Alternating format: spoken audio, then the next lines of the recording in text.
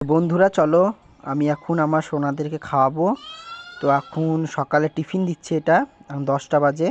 তো এই দেখো আমার সোনা দুটোর জন্য নিয়েছি দই ভাত, এই দেখো দই ভাত। আর ওর মায়ের জন্য নিয়েছি চিকেন দিয়ে ভাত। তো এই দেখো ওরা এখন বসে আছে, ছাদে এসছি, ছাদে দেবো। এই দেখো, এই দেখো। তো চলো ওদেরকে এখন খাবার দেওয়া যাক। তো নে, দেখো দিয়ে দিলাম ওদেরকে।